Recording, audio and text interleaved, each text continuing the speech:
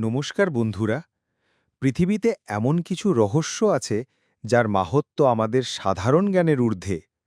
পুরীর জগন্নাথ ধাম এমনই এক পবিত্র স্থান, যেখানে ভক্তি এবং রহস্য মিলেমিশে একাকার হয়ে গেছে। আমরা সকলেই ভগবান জগন্নাথ, দাদা বলভদ্র এবং বোন সুভদ্রার এই অদ্ভুত সুন্দর এবং অসম্পূর্ণ মূর্তি দেখেছি। কিন্তু আপনি কি কখনো ভেবেছেন, কেন এই মূর্তিগুলোর হাত পা নেই? কেনই বা তিনি এমন রূপে পূজিত হন? আজ আমরা সেই অলৌকিক কাহিনীর গভীরে প্রবেশ করব, যা রাজা ইন্দ্রদ্যুম্ন এবং স্বয়ং ভগবানের লীলার সাক্ষী। সত্যযুগে মালব দেশে ইন্দ্রদ্যুম্ন নামে এক ধার্মিক রাজা ছিলেন। তিনি ছিলেন ভগবান বিষ্ণুর পরম ভক্ত। একদিন রাজা স্বপ্নে এক অদ্ভুত নীল বর্ণের মূর্তির দর্শন পেলেন, যার নাম নীলাধব।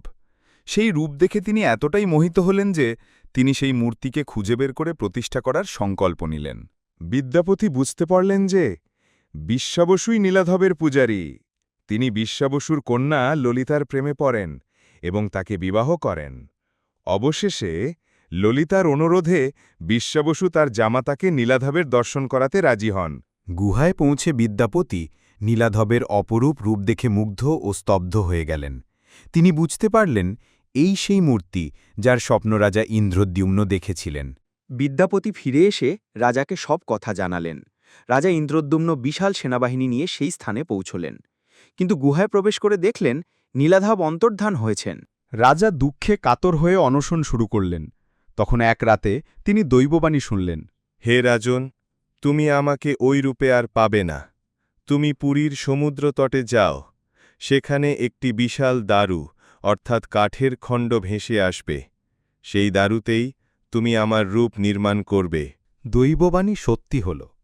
পুরীর বাঙ্কি মোহনায় এক বিশাল দারুব্রহ্ম ভেসে এল। তাই হল। এরপর শুরু হল নতুন চিন্তা। কে এই পবিত্র দারু দিয়ে মূর্তি গড়বে?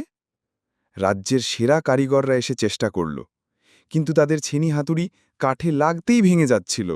রাজা যখন হতাশ, তখন সেখানে এক বৃদ্ধ কারিগরের বেশে স্বয়ং দেবশিল্পী বিশ্বকর্মা উপস্থিত হলেন। বৃদ্ধ কারিগর মূর্তি গড়তে রাজি হলেন, কিন্তু তিনি একটি কঠিন শর্ত দিলেন। তিনি বললেন, আমি ২১ দিন ধরে একটি বন্ধ ঘরে কাজ করব। এই ২১ দিন কেউ যেন এই ঘরের দরজা না খোলে। যদি খোলে, আমি তখনই কাজ ছেড়ে চলে যাব। রাজা শর্ত মেনে নিলেন। প্রথম ১৪ দিন ভেতর থেকে ছেনি হাতুড়ির শব্দ আসছিল, কিন্তু ১৫ দিনের মাথায় হঠাৎ সব শব্দ বন্ধ হয়ে গেল। রানী গুন্ডিচা অধৈর্য হয়ে পড়লেন। তিনি ভাবতে লাগলেন বৃদ্ধ কারিগর হয়তো অভুক্ত অবস্থায় মারা গেছেন। রানীর অনুরোধে রাজা ইন্দ্রদ্যুম্ন অনিচ্ছা সত্ত্বেও শর্ত ভেঙে ঘরের দরজা খুলে ফেললেন। রাজা নিজের ভুল বুঝতে পেরে অনুশোচনায় ভেঙে পড়লেন। তখন আবার আকাশবাণী হল।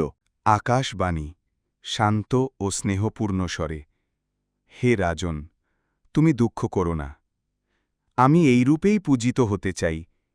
আমার হাত পা নেই, কারণ আমি সারা বিশ্বের ভক্তদের ভক্তি গ্রহণ করি আমার হৃদয় দিয়ে, হাত দিয়ে নয়।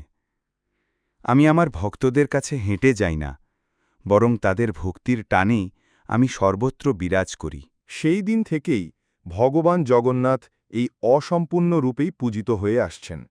এই রূপ আমাদের শেখায় যে ভগবানের ভালোবাসা এবং করুণা কোনো শারীরিক কাঠামোর ওপর নির্ভরশীল নয়। তিনি হলেন মহাবিশ্বের অধিপতি।